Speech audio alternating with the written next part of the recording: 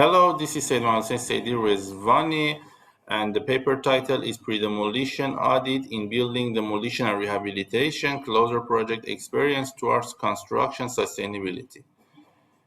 The paper presented in CEES 2021 on 12 October.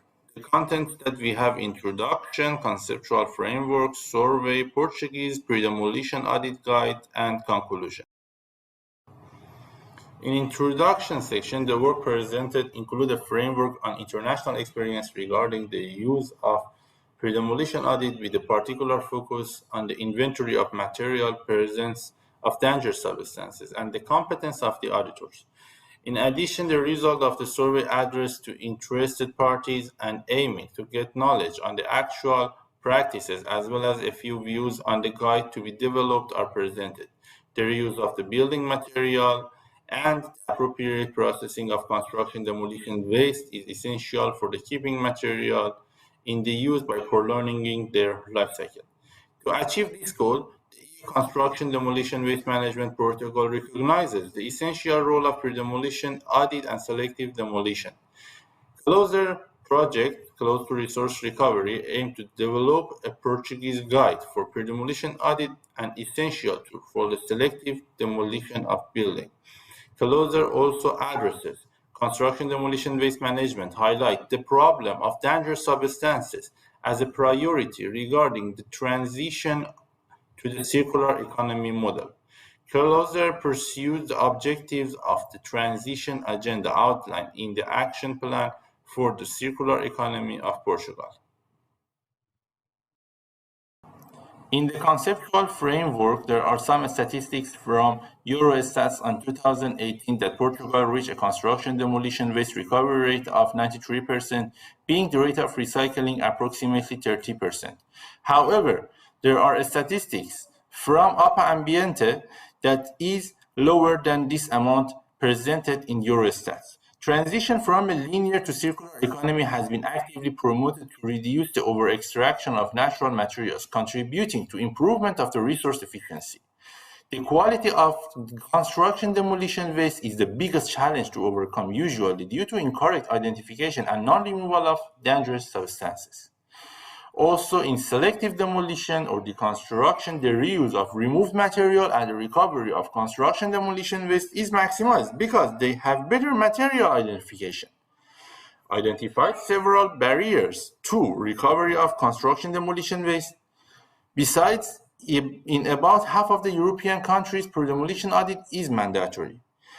And carrying out pre-demolition audit is an asset for allowing the identification and proper management of the dangerous waste present, and also for increasing reuse and demand of secondary raw materials. To draw up the Portuguese guide for pre-demolition audit, a survey of practices relating to the pre-demolition audit was carried out. The survey intended to characterize the behavior and practices implemented in Portugal by different entities before the demolition and renovation work of buildings and diagnose possible constraints. The dissemination of the survey was made through various entities, and this fact did not allow a rigorous establishment of the population covered. Regarding the construction sector, around 40,000 companies were invited to participate by IMPIC, one of the project partners. A total of 680 responses were validated. The questionnaire has 25 questions that are arranged in 4 sections. The first section is the introductory section to explain the purpose and procedure of the query. The second section corresponds to participants' profile and consisting of 7 questions about the company size which they are working, the location, area of activity, years of experience, percentage of the budget allocated for the demolition, specific training to carry out the demolition and the renovation work. The third section includes 2 wide-scope questions regarding relevant practices to reduce the amount of construction demolition waste produced and the destination of the material from construction demolition waste. The fourth section relates to other relevant management aspects, comprises questions about valorization of material. For contracting authority, public authority owner was also asked if they are compliant with at least 5% recycled material in their corporation. And for construction companies, additional questions regarding their permits also were added. One of the questions in the questionnaire is that what is the destination for material from construction demolition waste? As we can see here in this graph, there are various materials listed based on the Chapter 17 of Waste Framework Directive. And as we can see, the blue one is the disposal, which is normally very high amount in the material with dangerous substances, which is normal. But also we can see recycling and recovery indicated respectively by gray and yellow. And these are the potentials for non-hazardous material to be transferred to reuse by better identification. If we identify material better in the construction and demolition projects, we can shift and, in other words, decrease those in other colors, especially the gray and yellow, to more be in the orange zone, which is reusing the material and extending their life cycle as much as possible. In the next slide, as we can see, there are two questions regarding the transport by the license operator and in the legal landfill. There are relatively high percentage, respectively 73% and 78% of this in Portugal, which there are also a small amount that can be improved a little bit. In the next slide, what are the destination of the component listed below? These components are the combination of the material previously studied, and as we can see here, the blue one is reusing, and the components which has a specific dimension, it seems to have a very, very less and restricted amount to be reused because of the specific dimension, and they cannot be reused easily. But by better identification of those material and knowing the quality of those material, there is a high potential to reduce from delivering to the sorting center and make it normally as a recycled material from the gray color to the blue, dark blue color, which has a very, very good potential by just having proper inventory. And this is objective, one of the objectives of the project closer. And the next question is the valuation of the material and components based on any regulation and specification. And we can see generally, which is 29% of those which answered yes are following market practices and just only Decree Law from 2008, the Decree Law 46. And there is a very slight transition to the Decree Law 2020. And it is normal, and it's going to be more in near future. Next question is about any market in your city for material from demolition and building rehabilitation work. And as we can see, just 22%, which is very considerably a small amount, answered yes, and 78% answered no. Even those 22% are just located in big cities like Lisbon, Porto, and Setúbal and Leira, which indicates that there are urgent need of material market for small cities to present their material over there, even it can be online or physical, to sell those materials to other potential users. And as we can see, the responsibility of the material market is under private sector by 68%. And what measure they adopt, namely the safety measure for demolishing of structural on the left and non-structural elements on the right. And generally, we can see by protecting zones, by personal safety measurements, and scaffolding, as well as the planning for security, are the most relevant answer that we received, and we categorized here for both. Another question is about what measure do you adopt so as not to damage elements to be preserved, for example, the facade of the building during the demolition. And generally, we get the 181 responses of the protection of the building generally.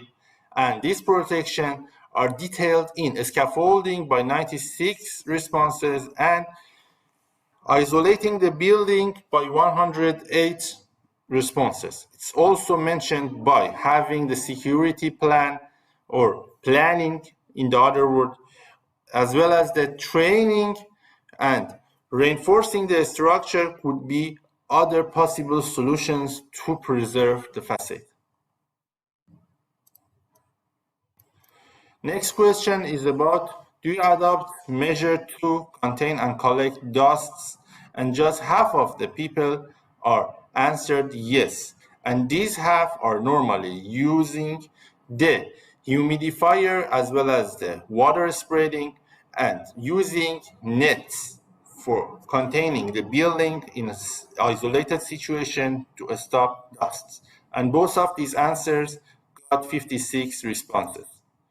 What legislative measure do you suggest to encourage the application of pre-demolition audit? And as we can see, the legislation that is enforcing law has the most popularity, which is followed by pre-demolition audit and fiscalization, which is inspection. As we can see, the pre-demolition audit by 96 answers and fiscalizations, that inspection by 90 answers, has the most effective in enforcing this pre-demolition audit. The next answer that we received is about project planning, incentives, and trainings could have encouraging situation to make pre-demolition audit most appealing and the application of pre-demolition audit for the owners. In this chapter, we are going to talk about proposal for Portuguese guide to pre-demolition audits in building. The first approach to action aimed at preparing and implementing pre-demolition audit guide for construction demolition waste in building is presented hereafter. First of all, the background and rationale. Literature review on the implementation of pre-demolition audit existing in the other EU member states to implement best practices in the Portuguese guide. Improve the proposed guide based on consultation with Portuguese stakeholders to include national and local practices and concert during demolition and rehabilitation of buildings. The application of pre-demolition audit by inspection in number 2 is to guarantee the applicability performance of the audit in real cases and improve the proposed guide utilizing in real case studies.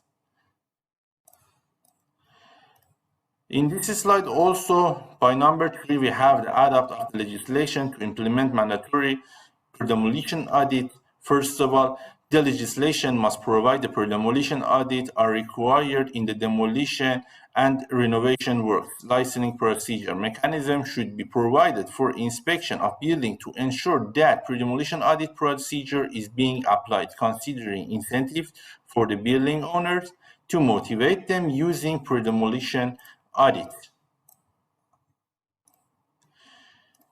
Developing web application for obtaining licensing and pricing the material identifying in the pre-demolition audit would be one of the part in number 4. The application must collect detailed information about the building from the owner according to the template created by project closer. The provision should be made for a duly trained and accredited auditor, database for auditor, for example, to carry out a prior analysis of the construction and documentation, inspection of the buildings, create the inventory of material and upload them to a geo-referenced or geo-tagged database. By the information available online about the material to be used for reused or recovered material, it becomes possible to highlight the feasible application by other construction which are going to be built in near future and nearby those buildings based on the remaining material from the inventory The recovery and disposal plan should provide information so that they can be delivered to recycling facilities. We came to conclusion, and there are some points that here I want to highlight them. The general objective of pre-demolition audit of building is to increase the reuse of material and to improve the quality of recycled material processed from construction and demolition waste. With these audits, a great process is expected in reducing dangerous substances existing in construction demolition waste. Analyzing the current practices adopted by EU member states, it was concluded that pre-demolition audits are not always mandatory and do not always cover the totality of construction demolition waste produced and have different limits for their application in building renovation or demolition projects. And from Project Closer, thank you for your attention. And this paper is presented in SESH 2021 on 12 October. And I'm really thank you for your attention to this presentation.